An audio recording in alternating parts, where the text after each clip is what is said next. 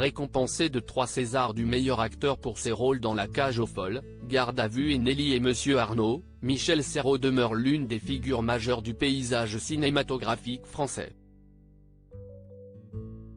Décédé le 29 juillet 2007 à l'âge de 79 ans des suites d'un cancer, l'acteur qui aurait eu 95 ans ce 24 janvier souffrait également depuis plusieurs années d'une maladie qui avait notamment eu pour conséquence de lui déformer le nez. Cette maladie, qu'il avait gardée secrète auprès du grand public, est la polychondrite atrophiante, aussi appelée polychondrite récidivante ou polychondrite chronique atrophiante, a pour symptôme une inflammation récidivante des cartilages. Elle peut atteindre le nez, les oreilles, le larynx et la trachée.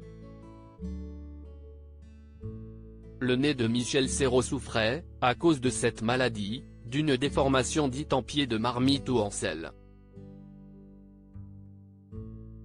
L'acteur préférait pudiquement dire qu'une chute durant un tournage de film avait ainsi déformé son appendice.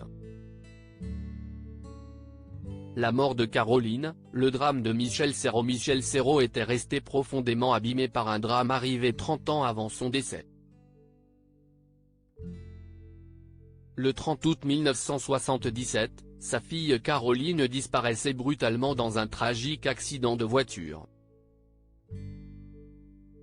La jeune fille de seulement 19 ans venait d'obtenir le permis de conduire.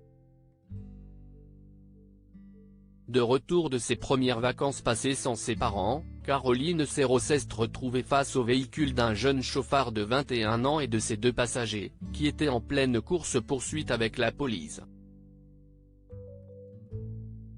Suite à ce drame terrible, Michel Serrault s'était réfugié dans le travail, enchaînant les tournages de films et les représentations au théâtre à un rythme effréné.